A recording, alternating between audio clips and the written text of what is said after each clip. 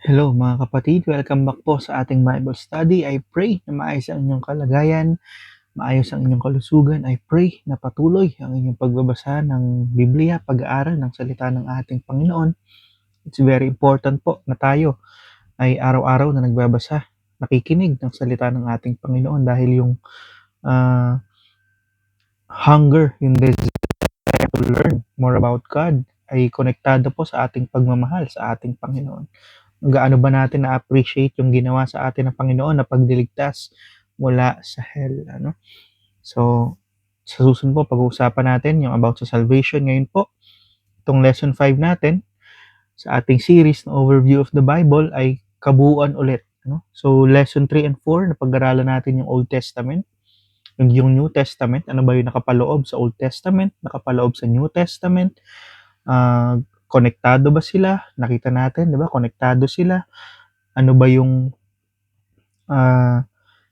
mga bagay na dapat nating malaman? Yung gospel books ay kumbaga history ng earthly ministry ng ating Panginoong Hesus, no? So ano natin, napag-aralan natin yung mga bagay na yan. So dito po sa ating lesson 5, tulad nga sinabi ko kanina, pag-aaralan natin ng buo, no, ang ating Bible. Lesson natin ay interpreting the scriptures. So, pag sinabi nating interpret, syempre kung paano natin iintindihin, no? Yung scriptures, yung Bible mismo. So ito po mga bagay na ito ay mga bagay that we should know before we study, before we read, no, before we teach other people then, before we listen sa ibang preachings din, no? Bakit siya importante?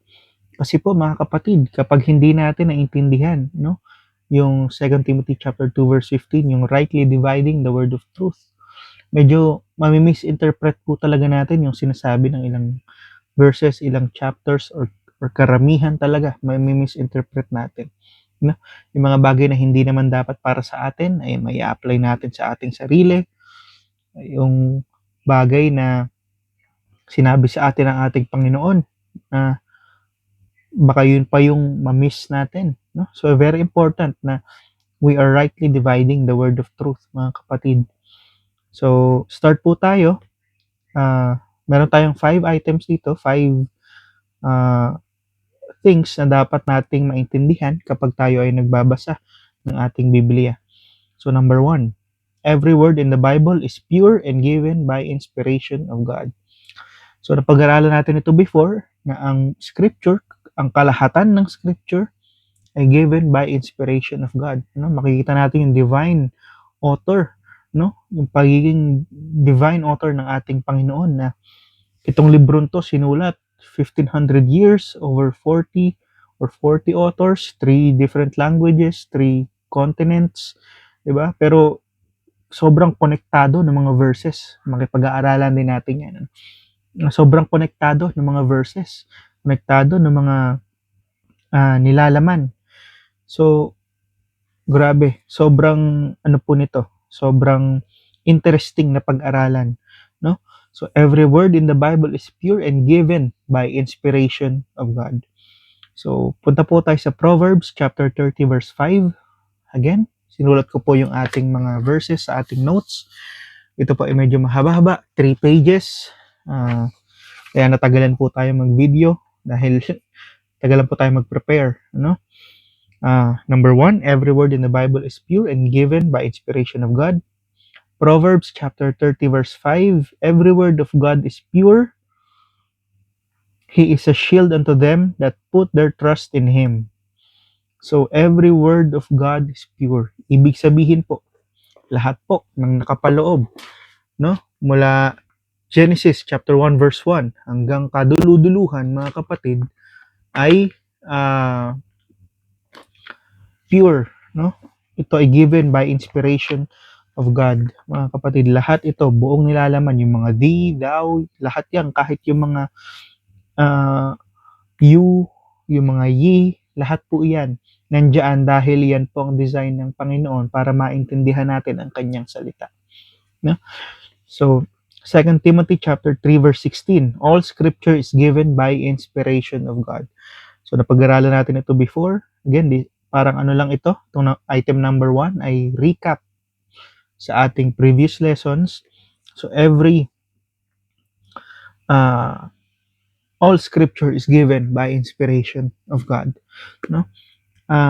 Ito ay isinulat man ng tao, pero they are moved, no, by the Holy Ghost, inspired by God. So mga kapatid, Diyos po ang author talaga ng ating Biblia. Kailangan po nating maintindihan yan para po kapag nagbabasa tayo ay wala tayong kumbaga duda, no, walang doubt sa ating pag-iisip na ito yung salita ng ating Panginoon. Ano? So number 2, the Bible interprets itself. So I think nasabi ko na rin to before na ini-interpret ng Bible ang sarili niya, and bukod pa doon, kapag ikaw ay mayroong kumbaga nagbabasa ka ng Bible at may hindi ka agree, malamang sa ikaw yung mali dahil lang salita ng ating Panginoon ay truth. Makikita po natin yan dito. The Bible interprets itself. 1 Samuel chapter 9 verse 9, before time in Israel, when a man went to inquire of God, so kung gusto po mag-inquire, no, ng tao sa Panginoon, thus he spake, come, let us go to the seer. So ano po ba yung seer? Paniliwanag din po dito sa verse na ito. For he that is now called a prophet o propeta was before time called a seer.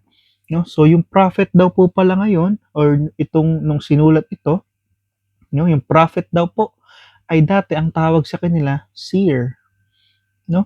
So ini-explain po ng Bible yung mga term na ganito. Hindi na po natin kailangan pasakitin yung ulo natin na mag-isip, ano ba yun? Ano ba ibig sabihin nun? Bible na po mismo nag-i-explain. No?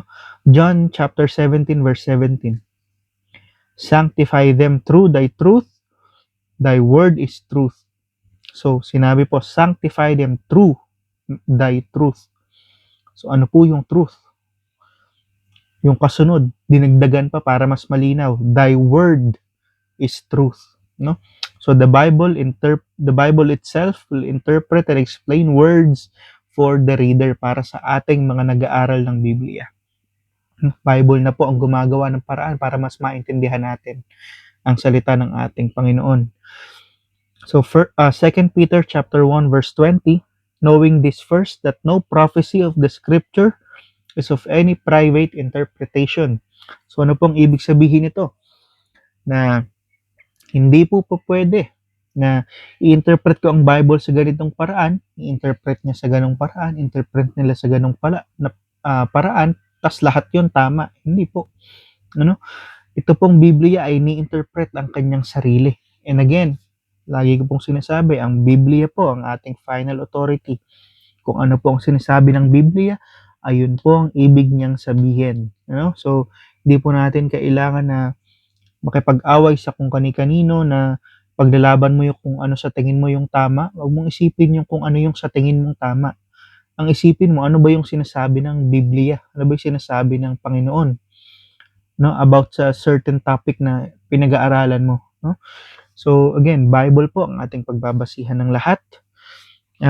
As we read the scriptures, as we study the scriptures, we need to read it and try to understand it the way God wrote it. So again, papasok dito yung context, no? Kailangan nating intindihin, no, habang pinag-aaralan natin na para kanino ba ito sinulat ng Panginoon? Para saan ba ito sinulat? Sa anong panahon? Kanino ito sinabi? Sino ang audience? No? So, kailangan po nating intindihin yung context mismo talaga. Context is key, mga kapatid. Hindi tayo pwede mag-take ng isang verse tapos itsapwera na natin yung iba. Ay, hindi po. Kailangan basahin natin lahat. Intindihin natin lahat. Dahil kapag hindi natin ginawa, magkakaroon tayo ng confusion talaga. Na iba yung sinasabi sa ganito, sinasabi sa ganyan. Magkakagulo-gulo, mga kapatid, no?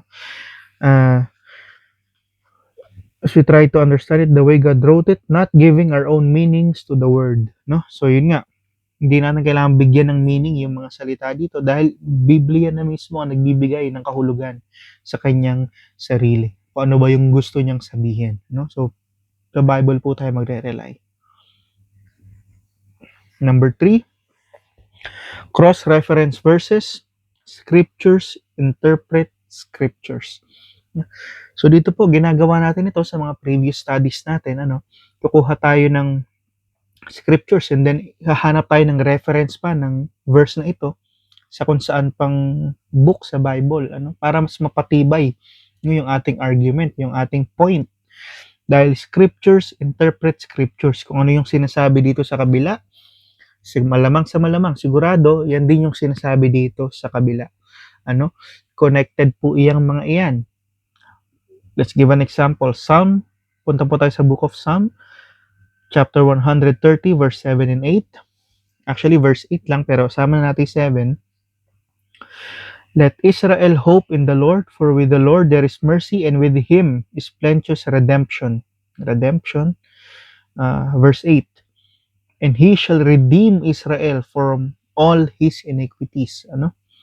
So, redeem daw po. Ililigtas from all his iniquities, from all the iniquities, mga kapatid, lahat ng kasalanan, lahat ng bahid ng kung ano man, ililigtas daw po. Redeem. Punta po tayo ngayon sa Matthew chapter 1, verse 21. And she shall bring forth a son, and thou shalt call him Jesus, thou shalt call his name Jesus, for he shall save his people from their sins. So, sino po bang people ng ating Panginoon? Chosen people? Israel. So, naano po natin yan sa ating Old and New Testament, na kita po na natin yan, So, for he shall save his people from their sins, sa Matthew chapter 1, verse 21. Sa Psalm 130, verse 8, and he shall redeem Israel from all his iniquities. So, nakita po natin, connected po itong mga verse na ito. So, cross-reference can help you identify prophecies and illustrations within the Bible, mga kapatid. So, very important na pag-cross-reference natin, ay gagawin natin, lalo na kapag may hindi tayo masyadong maintindihan na verse, o ano ba yung point nitong kwento na ito, hahanapin natin sa kabila, sa loob din mismo ng Bible. Isa pa, cross-referencing will help you understand the scriptures better. You can find references from the same chapter, book, or even from the Old Testament to the New Testament and vice versa. So, minsan makikita natin may mga salita na hindi natin alam, pero sa mga kasunod na verses, gagamitin siya ulit na may context na siya. So, maintindihan na natin kung ano yung sinasabi. Minsan makikita natin sa ibang book. Minsan kung nasa Old Testament ka, makikita mo sa New. Nasa New Testament ka, makikita mo sa Old. So, connected po ang Biblia, meron pong cross-reference palagi tayo makikita dyan. So, meron po tayo example dito, kasi po minsan ang ating pag-cross-reference, mas naiintindihan nga natin, yung point, ano ba yung gravity, ano ba yung impact nitong verse na ito. Mas lumalakas yung impact, yung point ng verse kapag na-cross-reference natin siya. So, may titignan tayo. Proverbs chapter 30, verse 6. Add thou not unto his words, lest he reprove thee, and thou be found a liar. So, wag daw po magdagdag, sa salita ng ating Panginoon. Ibig sabihin, wag ka nang, kompleto na ang Biblia, wag mo nang dagdagan ng kung ano-ano. Lest he reprove thee. So, reprove is to correct, to reprimand, ganun. Parang iayos ka, o ganun, diba? And thou be found a liar. So, wag daw po magdagdag kung ayaw mong ikaw ay ma-reprimand or ma-reprove. Sa Revelation chapter 22, verse 18, makikita natin kung ano ba yung gravity nitong pagdadagdag ng salita, pagbabawas, pagdadagdag ng salita, sa salita ng ating Panginoon. For I testify unto every man, again, Revelation 22, verse 18, For I testify unto every man that heareth the words of the prophecy of this book. If any man shall add unto these things, God shall add unto him the plagues that are written in this book. So nakita niyo po yun, if any man shall add unto these things, kapag po nagdagdag ka sa Biblia, God shall add unto him, lalagay sa iyo ng Panginoon yung mga plagues na nandito, na nakasulat sa librong ito. Napakarami po niyan, mga kapatid. So ganun kagrabe, yung ganun kaseryoso itong Proverbs chapter 30, verse 6, na wag nating dagdagan, yung nakasulat sa Biblia. Dahil kumpleto na po ang Biblia, mga kapatid. Very serious itong Proverbs chapter 30 verse 6. And nakita natin yung gravity niya, no? Sa pag-cross-reference natin sa Revelation chapter 22 verse 18. Itong pag-cross-reference, very important. Ano? So this cross-reference gives us more context and show us how serious it is to add unto God's words. So yun na po. Minsan pa, ito pa, may isa pa.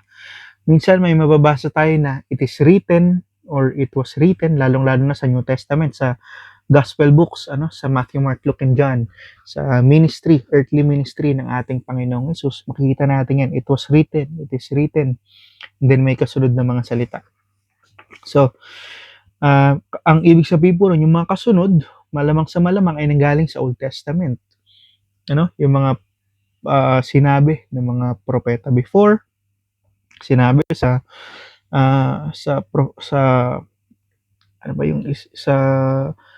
mga history books, di ba? Sa buong Old Testament, ano ba yung sinabi doon? So malamang yun yung sasabihin ng ating Panginoon. Tingnan natin yung isa pa. May dalawang verse ulit tayo na pag i-compare. Matthew chapter 4 verse 4, but he answered and said, it is written, man shall not live by bread alone, but by every word that proceedeth out of the mouth of God. So nakita po natin, sinabi sa Matthew chapter 4 verse 4, it is written. And yung kasunod, man shall not live by bread alone, but by every word that proceedeth out of the mouth of God. So, cross-reference po natin sa Deuteronomy chapter 8 verse 3.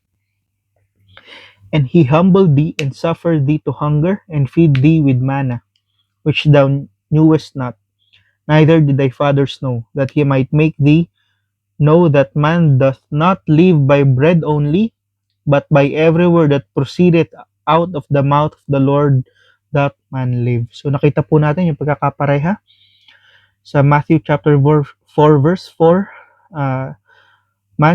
It is written, man shall not live by bread alone, but by every word that proceedeth out of the mouth of God. Sa Deuteronomy chapter 8 verse 3, man doth not live by bread only, but by every word that proceedeth out of the mouth of the Lord.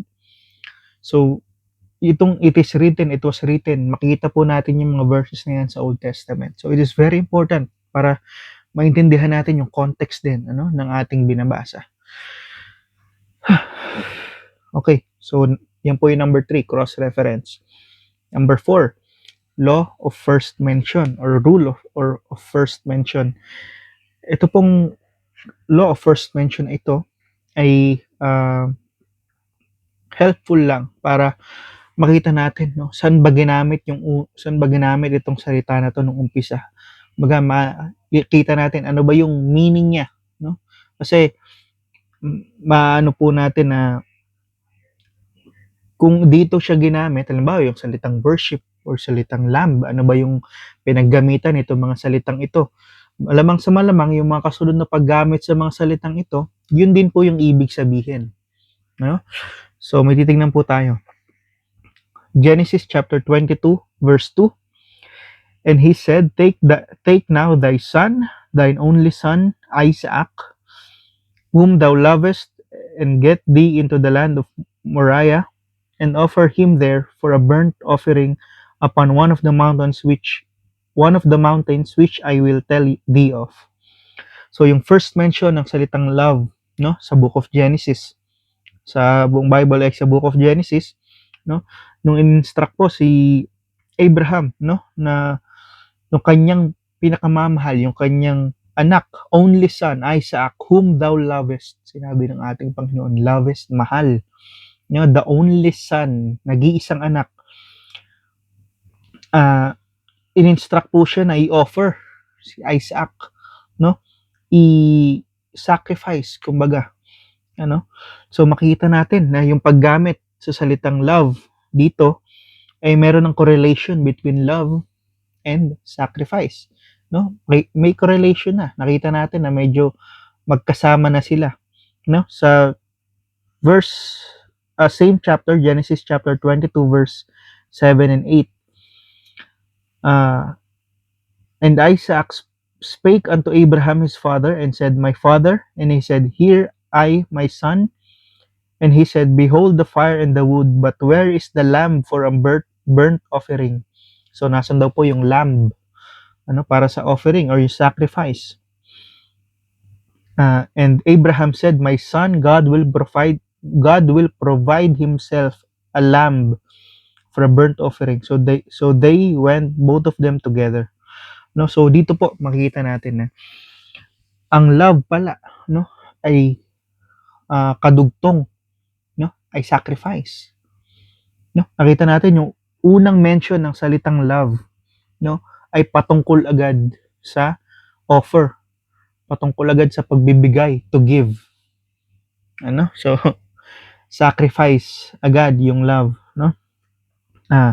Sa John chapter 3 verse 16 again, cross-reference tayo mga kapatid, John chapter 3 verse 16, siguro isa sa mga pinakasikat na verses.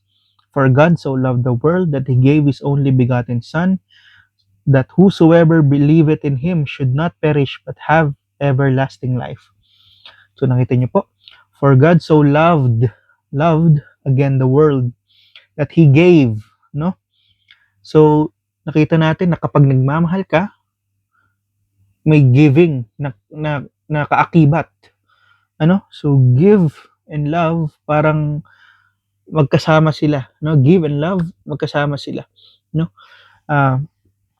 We can see that to love is to give, yun ang ibig sabihin. To love is to give, not necessarily sacrifice, no? Minsan hindi mo naman kailangan magsakripisyo, all you have to do is give, pero in a way sacrifice din kasi binibigay mo, no? Kung lahat ng meron sa iyo kasi love mo, to love is to give, no? In the same way, mga kapatid, our Lord and Savior Jesus Christ loves us so much that He gave His life for us. No, siya yung naging sacrifice. Diba? Yung love, giving, and sacrifice. Nakita natin, mga kapatid, sa first mention ng salitang love, merong giving, offering, and sacrifice na kadikit itong salitang ito. No, and then sa John 3:16, nakita natin na ganun pa rin yung paggamit sa kanya. Meron pa ding love, may pagmamahal pa rin, meron pa ding giving, binigay yung buhay, at meron pa ding sacrifice, which is ang ating Panginoong Jesus. So yan po yung law of first mention. So makikita natin yan sa sa una bang ginamit, yung worship, yung lamb, yung blood, yung light, kita natin, di ba, sa Genesis chapter 1 verse 1, nalimutan ko lang yung connecting verse niya. Hindi ko kasi siya naisulat dito sa notes. In the beginning, God created the heavens and the earth was formed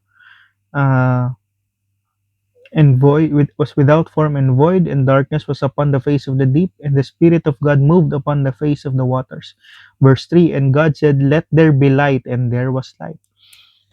So yung unang paggamit dito sa salitang light, wala to sa notes.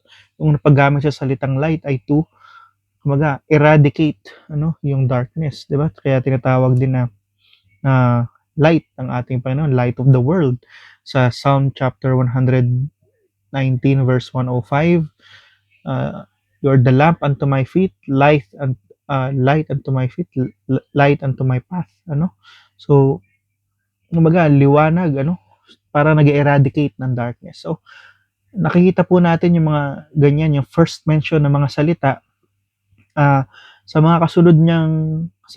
kasunod na beses na mababanggit itong salitang ito. Malamang sa malamang, mga kapatid, kapag hindi sinabi na iba yung ibig sabihin ng Bible mismo, ay yun pa rin yung ibig sabihin niya. So very important itong law of first mention para hindi tayo ma-mislead sa ating pagbabasa. And number 5, rightly dividing the different ways God talks to us. So sa atin pong pagbabasa ng Biblia, again, minsan may nako-confuse pa rin, meron pong iba't ibang paraan kung paano tayo kinakausap ng ating Panginoon. May 4 po na paraan, or yung iba 5 o 3, pero ito pong mga sasabihin ko ay important para mas maintindihan natin kung ano ba yung ating binabasa. Number 1 is figurative. Ibig sabihin, hindi to be understood directly or literally. Bibigay tayo ng example, syempre. Matthew chapter 5 verse 13, sinabi ng ating Panginoon, "Ye are the salt of the earth, but if the salt have lost his savor, wherewith shall it be salted? It is thenceforth good for nothing but to be cast out and to be trodden under foot of men." So, sinabi ng Panginoon, kayo ang salt of the earth. Alam mo naman ng ating Panginoon, Jesus, na hindi tayo asin. Tayo ay tao. Pero ibig sabihin po, no?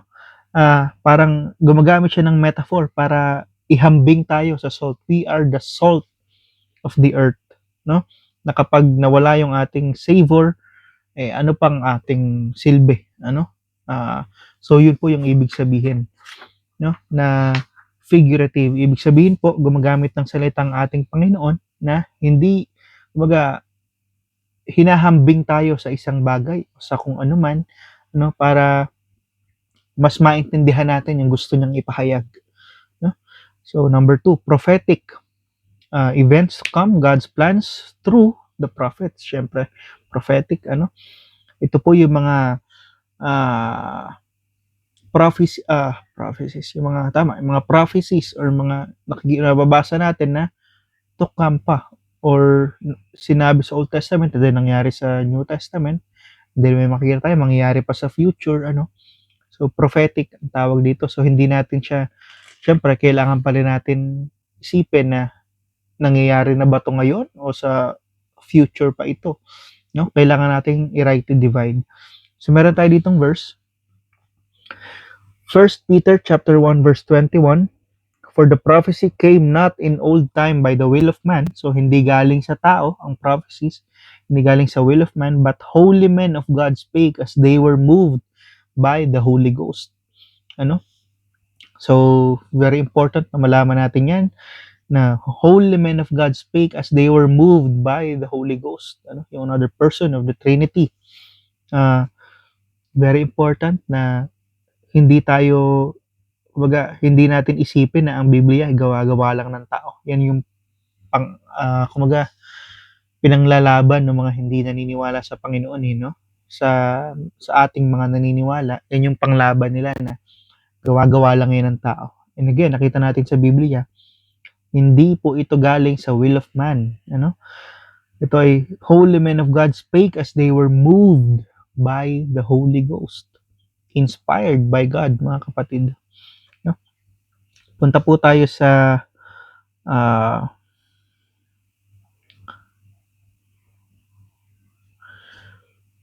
yun po yung ibig sabihin ng prophetic, Then punta po tayo sa symbolic, Isa pa yung, meron na tayong figurative, meron tayong prophetic, meron din tayong symbolic. Ito na yung pangatlo, symbolic.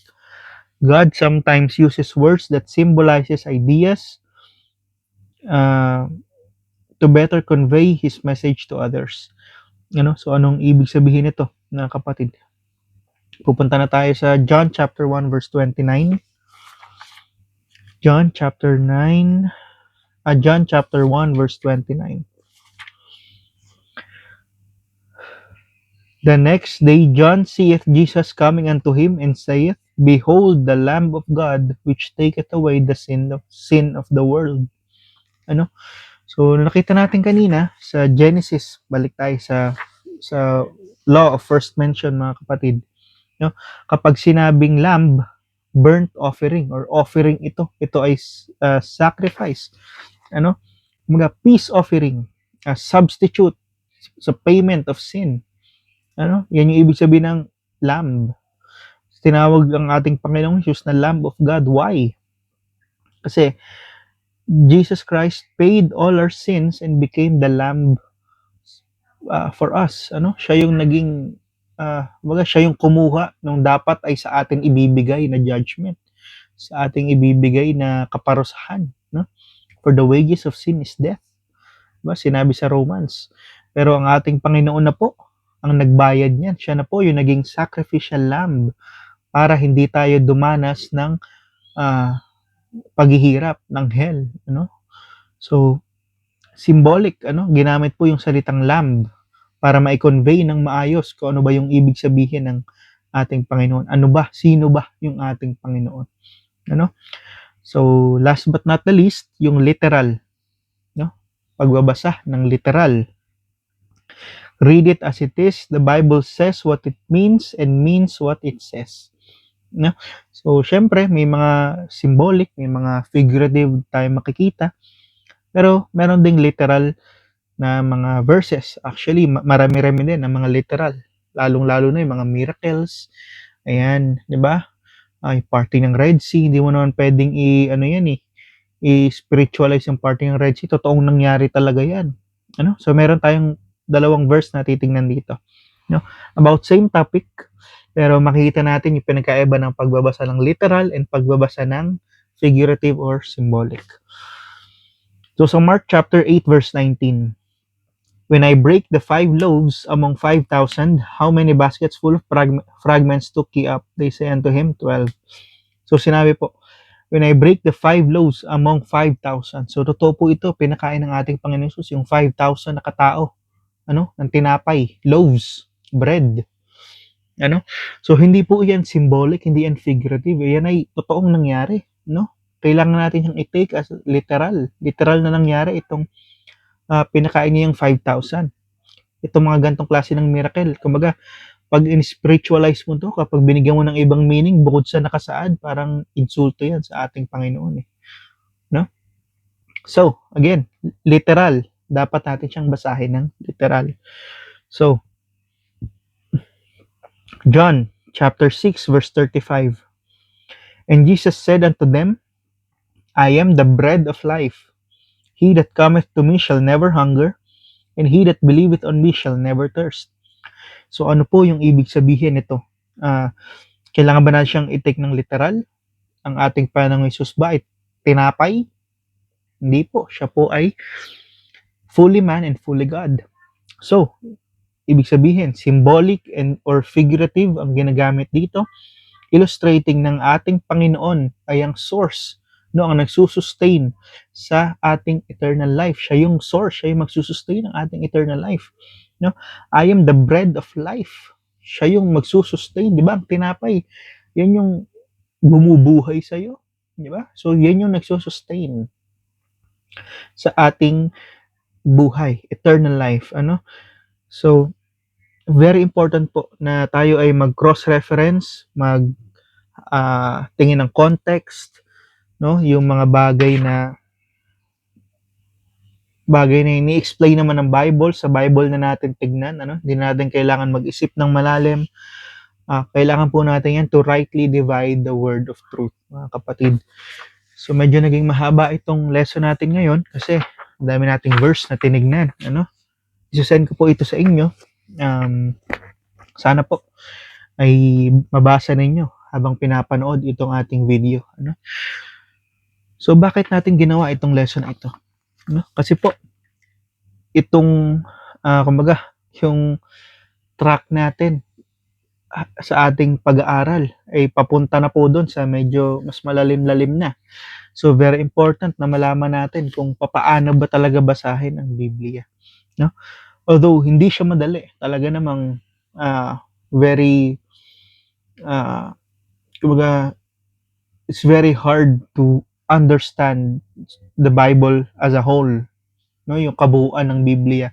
Tila yata kahit tumanda tayo, mahirapan natin siyang maintindihan ng buo. Kada basa natin, may matutuklasan tayong bago, and wala pong mali doon, mga kapatid. Take it slowly, kung ano yung kaya mo lang na aralin, syempre, hindi ka gustong mahirapan ng Panginoon tas umayaw na sa pagbabasa, Sana ma-maintain natin yung ating desire to study, to read the word of truth, to read the word of God. So, ayun lamang po for today, mga kapatid. I think that's it, mga kapatid. I'll see you next week again. Kasi yung kasunod na lesson ay medyo mahaba ulit. Natatagalan po tayo sa pagpe-prepare ng lesson, So, ayun po. Let's pray. Heavenly Father, Lord God, we praise you, Lord. We thank you sa amin pong buhay, Panginoon. Lord, we thank you. Salamat po sa chance, opportunity to study your word.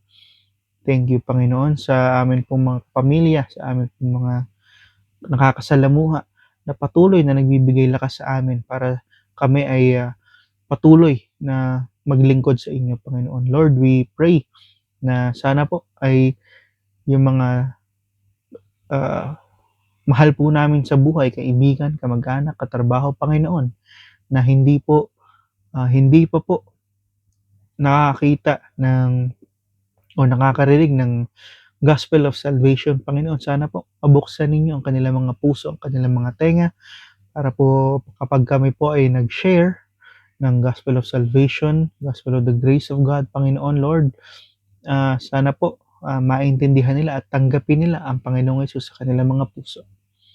We also pray for good health, for guidance, for wisdom, Panginoon. We pray for healing sa mga tao, Panginoon, na may karamdaman at nasasaktan ngayon. It's in Jesus' mighty name that we pray. Amen. So ayun po mga kapatid, maraming salamat po ulit sa panonood. Again, nakaraos tayo ng mahaba-habang lesson number 5. So 3 pages. Ito. I'll see you next week. Hindi ko pa po alam kung ano yung lesson natin. Actually, may 3. 2 po akong pinagpipilian kung ano yung next lesson. So, I'll see you next week kung ano po yung ating may kumbaga mas tingin ko mas tama na na i-share sa inyo. So, please pray po na para sa akin din, sa aking family, lalong-lalo na kami po ay magbabakasyon sa Pilipinas sa July. Please pray for our safety din po kahit malayo pa.